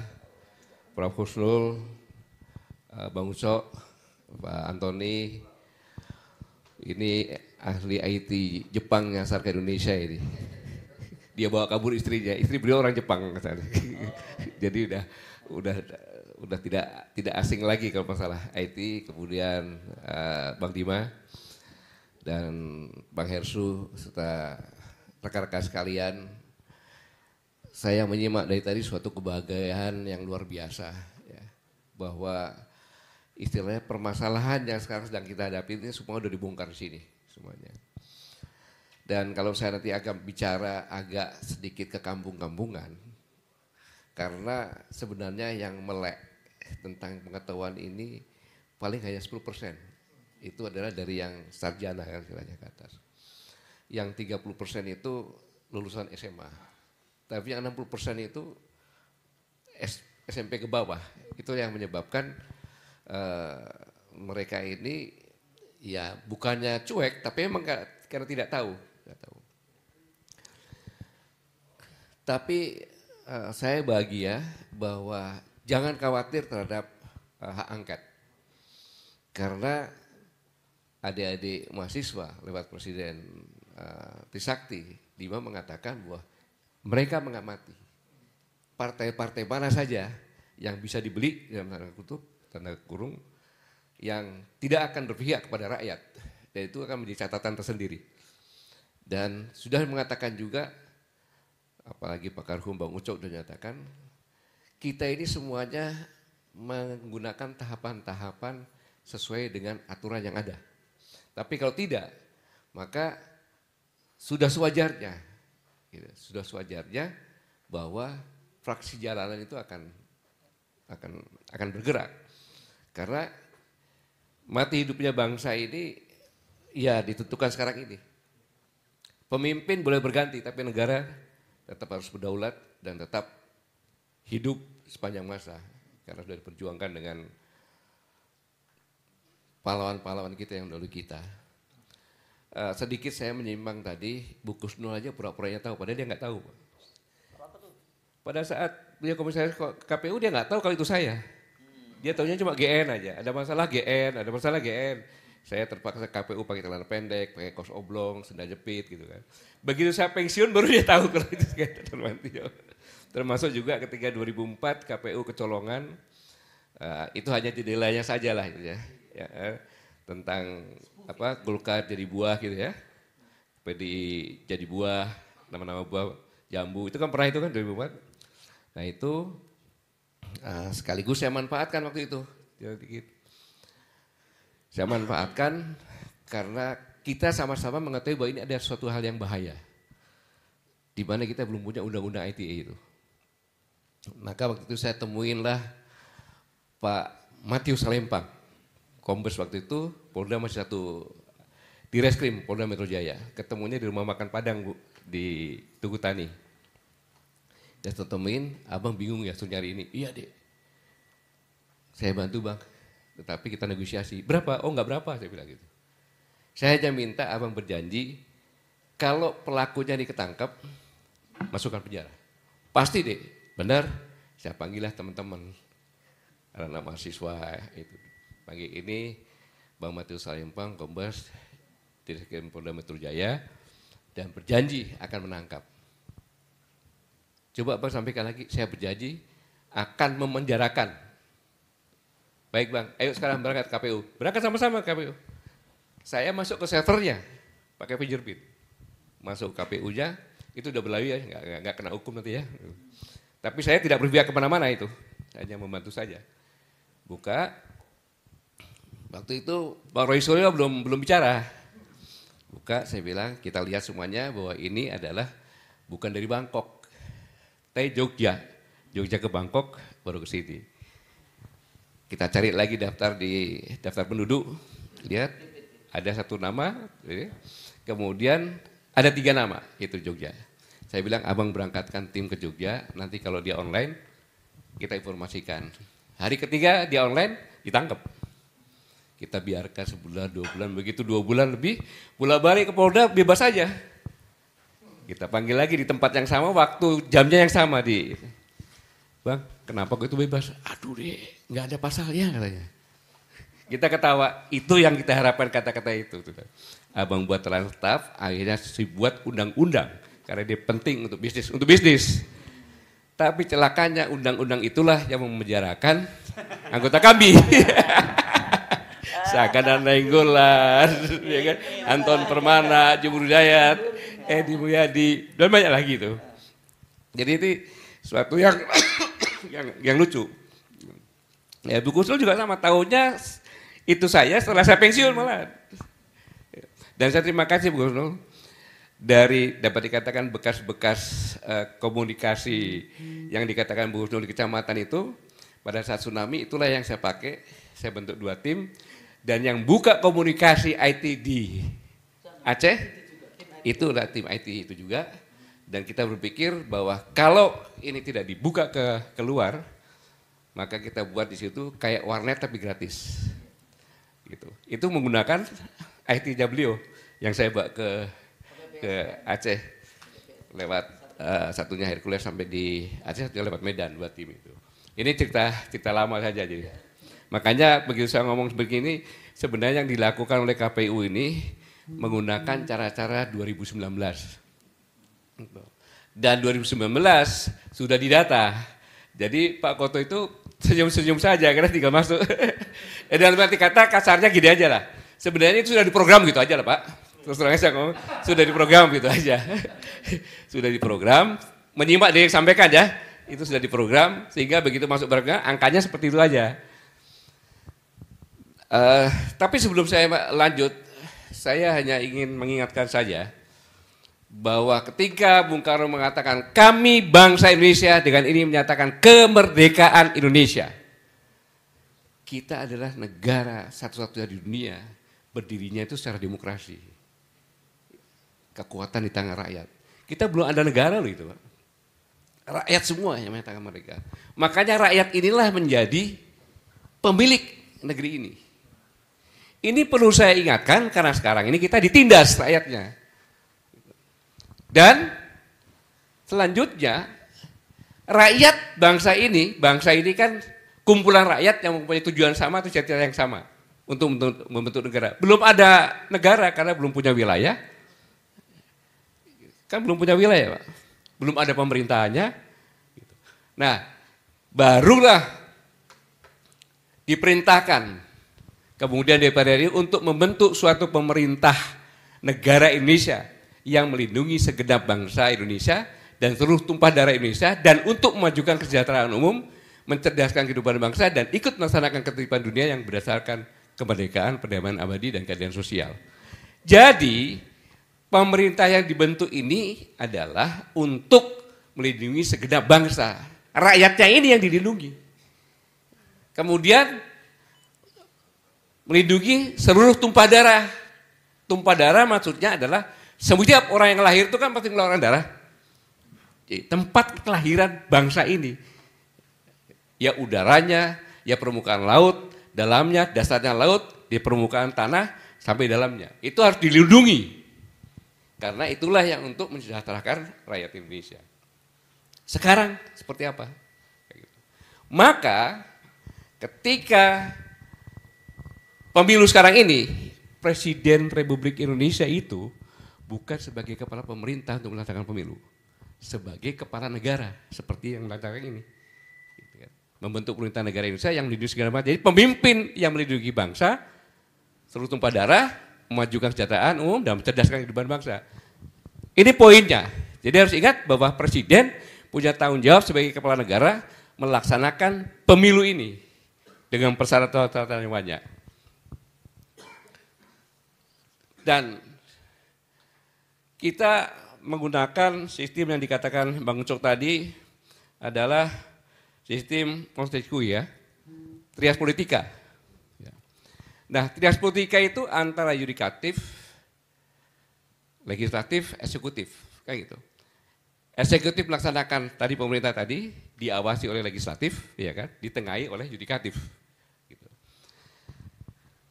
Kalau kekuatan politik yang ada ini tidak seimbang, ya, sebenarnya hukum itu cenderung punya karakter demokrasi, iya kan, yang menjaga demokrasi itu. Kalau itu seimbang, kalau tidak, salah satu lebih kuat, apalagi cuma satu kuat menguasai semuanya, pasti hukum cenderung represif dan tidak partisipatif. Ini bisa kita buktikan sekarang. Sebenarnya itu sebenarnya sekarang. Jadi sangat luar biasa. Ya. Sangat luar biasa yang dikatakan Bu Husnul saja dari awal, ya, bahwa itu sudah didesain 1 tahun lebih. Didesain semuanya. Mulai dari ketua partai tersandera, sehingga hukum dibuat undang-undang begitu cepat kilat, sudah tersandra, apa mau penjabarannya pasti dibuat. Kemudian merambah kepada yang paling tinggi, menguasai yudikatif yang paling tinggi, dengan mengkawinkan adik iparnya dengan ketua Mahkamah Konstitusi. Maka selesai semuanya, undang apapun dibuat, jadi dan semau-maunya. Jadi kita secara tidak langsung sudah berubah menjadi negara monarki. Karena legislatif dipegang, yudikatif juga dipegang. Dampaknya sekarang, sehingga bayangkan KPU RI menerima pendaftaran Gibran sebagai cawapres pada 25 Oktober 2023. Kalau MK tadi sudah jelas, saya dijelaskan tadi, kalau saya jelas, dari segi apapun juga tidak etis lah, sehingga lahirlah anak haram konstitusi itu. Dari Pak Ucok mengatakan dari Undang-Undang Nomor 17, ya kan? Undang-Undang 48 Pasal 17. Ya, Undang-Undang 48 Pasal 17 itu udah batal itu sebenarnya. Ya, tapi kan karena tadi dikatakan semuanya dipegang kan gitu, disulap undang-undang, kasarnya undang-undang itu bisa diperkosa jadi hamil lagi undang-undang yang baru lagi dilakukan, dan itu menjadi pedoman. Kemudian kenapa bermasalah? Karena memang pada saat itu KPU belum merubah undang-undangnya. Masih tetap 40 tahun kan itu. Dan ada penyanderaan, ancaman dari Ketua Mahkamah Konstitusi. Ketika Gibran sudah diputuskan, Ketua Mahkamah Konstitusi mengatakan ada satu poin lagi yang batas maksimal 70 tahun. Bisa jadi salah satu calon tidak bisa ikut. Itulah maka pada hari Sabtu atau Minggu, maka Prabowo declare bahwa wakilnya adalah Gibran, walaupun Gibran nggak hadir. Itu jawaban daripada ancaman sang paman. Ancaman itu, ada buktinya itu, dan saya pernah bicara itu. Nah, sehingga yang dikatakan Mas Dima tadi, kalau prosesnya sudah tidak sesuai, tidak sesuai. Ini akan meninggalkan jejak terus, nggak selesai ini. Nah, kemudian ya itu tadi, setelah semuanya ini yang dikatakan teori plot twist. Gitu. Semakin banyak orang disandera tak berdaya, maka mereka tertipu dan skenario besar pasti akan berhasil. Kadang kita bertanya, kenapa kok kita sekarang jadi miskin? Nggak bisa jawab. Tiba-tiba kita miskin. Daya belinya kurang, harga mahal. Membuktikannya mudah saja. Silakan Anda buktikan, besok beli ayam, masuk dikurung, selama 2 hari jangan dikasih makan, kasih minum saja. Habis itu ayam itu diambil, bulunya cabutin semua Pak. Teriak-teriak kan namanya, cabutin, taruh. Anda datang pasti lari kan? Anda bawa beras, pasti dia datang. Itulah teori. Jadi kalau ingin mengendalikan orang, miskinkan dia, sehingga dengan bansos pun sudah selesai masalahnya. Jadi ini memang luar biasa. Maka dapat disimpulkan bahwa pemilu 2024 berada dalam situasi politik yang sedang tidak baik-baik saja. Dan ancaman yang sangat serius karena pemuda HB melaksanakan survei di Sumatera, 85,2% setuju bila terjadi kecurangan, maka berbagai profesi Sumatera akan menarik mandat mereka. Ingat bahwa dalam membuat negara kesatuan Republik Indonesia, tidak pada tanggal 17 Agustus semuanya bergabung. Aceh agak belakang, Riau juga agak belakang, karena mereka kerajaan-kerajaan yang merdeka dan sejahtera. Maka dari itu, maka kampus-kampus beberapa saat lalu sudah menunjukkan akar sehat, menunjukkan integritas mereka dan bersikap membela keadilan. Tidaklah mungkin sekelas guru besar terburu-buru menyatakan sikap tanpa riset, observasi dan analisa yang jelas. Karena ada yang mengatakan guru-guru itu terlalu cepat apa segala macam guru besar. Nggak mungkin guru besar seperti itu. Pasti dia observasi dulu, riset dan sebagainya. Dan tidak mungkin pula orang yang terpelajar menutup mata atas ketidakadilan dan kesewengan dalam proses ngurusnya Gibran menjadi cawapres. Udah dibuktikan tadi, Dimas mengatakan nggak boleh ini terjadi.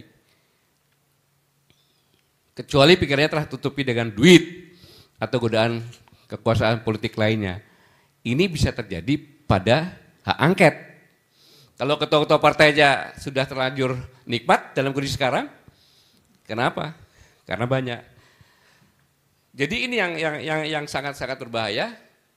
Dan saya sedikit mencontohkan, Bung Karno itu jadi presiden dari 17 Agustus 1945 sampai dengan 67. Bu Megawati Soekarno Putri, anak presiden, 24 Maret 1999 jadi ketua partai. Dengan perjuangan sendiri, bukan bapaknya udah gak ada, udah meninggal. Dan 21 Oktober 99, yaitu 23 Juli jadi wakil presiden RI. Dan 23 Juli sampai dengan Oktober 2004 menjadi presiden RI. Dan Puan Maharani baru 1 Oktober 2019 jadi ketua DPR RI. Jadi nggak ada sangkut pautnya. Nah, kemudian Pak Harto 32 tahun. Saat saya tahun terakhir baru Mbak Tutut 14 Maret 98 hingga 21 Mei 98 jadi Menteri Sosial. Itu pun melengkapi KKN-nya kan. Padahal cuma menteri, hak prerogatif presiden untuk ngangkat. Jatuh juga Pak Harto. Pak Habibie, nggak ada masalah. Presiden Abdurrahman Wahid, nggak ada masalah, anaknya nggak ada yang ikut cawe-cawe, ya kan. Pak Bambang Susilo Bambang Yudhoyono, dari 2004 sampai dengan 2014, 10 tahun juga. 2014 itu Agus Harimurti itu masih pangkat mayor, kasih obrigi pelindung 17. Itu suatu hal yang sangat biasa. 2016 Komandan Batalion, sangat biasa karena dia udah letkol. Setelah turun, baru 2017 Cagup Pilkada DKI dan tidak berhasil. Bapaknya sudah nggak ada itu, sudah bukan presiden. Kayak gitu. Lewat 15 Maret 2020 Ketua Partai Demokrat dan baru kemarin 21 Februari 2024 menjadi Menteri Agraria dan Tata Ruang. Entah ikut cawe-cawe. Ini adalah tauladan dari presiden-presiden sudah meninggalkan jejak menjadi presidennya. Tidak mengorbankan harga dirinya, kehormatannya hanya untuk keluarganya. Tapi Presiden Joko Widodo di akhir jabatannya ini dengan berbagai luk-luk yang 3 periode segala macam, Gibran anaknya, ya kan, dipaksakan dengan berbagai cara, baik pelaksanaan pendaftaran sampai dengan pelaksanaan yang tadi dijelaskan oleh Pak Koto tadi. Ini yang sangat luar biasa. Tetapi saya ingin menjelaskan, tolong disorot ini ya, agar publik tahu bahwa Undang-Undang APBN disahkan tahun 2024 ya. Tahun 2024 disahkannya 21 September 2023 dan diundangkan 16 Oktober 2023. Undang-Undang Nomor 19 2023 tentang APBN 2024. Ini penting ini. Ini penting. Bantuan sosial harusnya, tolong kameranya ke sini. Supaya publik tahu. Ya.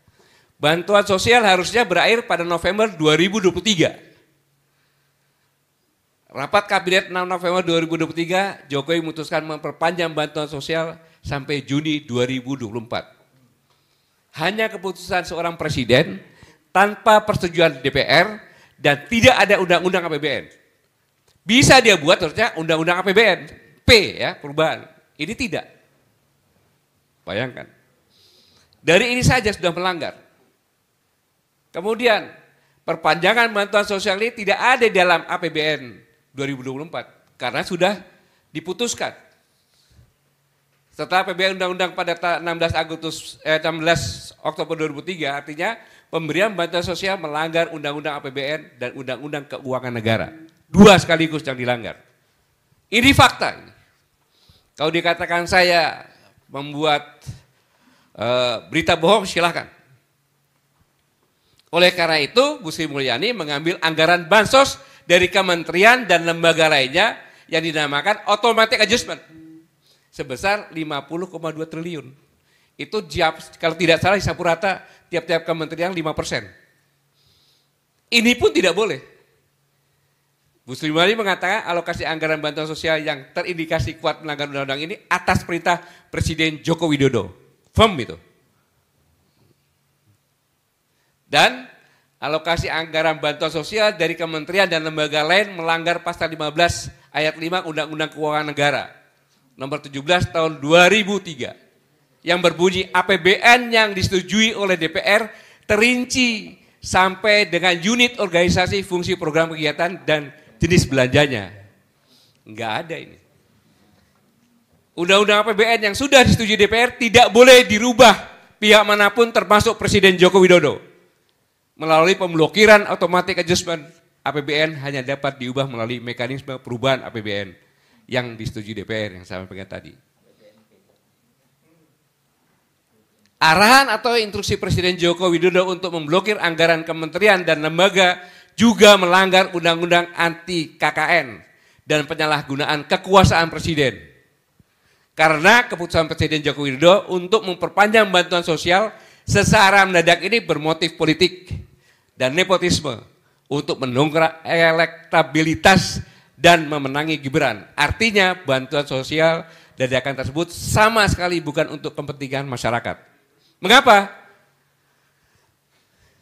Karena itu Joko Widodo terindikasi kuat juga melanggar pasal 5 ayat 4 Undang-Undang Nomor 28 tahun 1999 tentang penyelenggaraan negara yang bersih dan bebas KKN. Setiap penyelenggara negara wajib untuk tidak melakukan perbuatan korupsi, kolusi, dan nepotisme. Menurut definisi pasal 1 angka 5 nepotisme adalah setiap perbuatan penyelenggaraan negara secara melawan hukum yang menguntungkan kepentingan keluarganya dan atau kroninya di atas kepentingan masyarakat, bangsa, dan negara. Masuk juga ini, itu barang. Pemberian bantuan sosial dadakan Joko Widodo termasuk perbuatan melawan hukum yang menguntungkan kepentingan keluarganya, anaknya, dan kroninya. Presiden Joko Widodo juga diduga keras melakukan penyalahgunaan wewenang kekuasaannya dengan memaksakan memberi bantuan sosial sampai Juni 2024 tanpa ada mata anggaran di dalam APBN 2024. Nggak ada itu, Pak. Nggak ada. Keberanian yang luar biasa itu. Nomor 15 ya. Ya? Udah masuk, Pak. Selanjutnya, pasal 3 Undang-Undang Nomor 31 Tahun 1999 tentang pemberantasan korupsi berbunyi, setiap orang yang dengan tujuan menguntungkan diri sendiri atau orang lain atau suatu korporasi menyalahgunakan kewenangan, kesempatan atau sarana yang ada padanya karena jabatan atau kedudukan yang dapat merugikan keuangan negara atau perekonomian negara dipidana dengan pidana penjara seumur hidup atau pidana paling singkat 1 tahun dan paling lama 20 tahun dan atau denda paling sedikit 50 juta dan paling banyak 1 miliar. Terakhir, pemberian bantuan sosial untuk presiden dan menteri lainnya tanpa melibatkan Kementerian Sosial melanggar tugas pokok kementerian dan termasuk penyalahgunaan kekuasaan. Lengkap sudah, Pak. Karena pemberian bantuan sosial dadakan tersebut dapat dipastikan tidak tepat sasaran karena dibagikan di tengah kerumunan massa tanpa ada data penerimaan bantuan karena data tersebut berada di Kementerian Sosial. Coba bayangkan itu, luar biasa itu.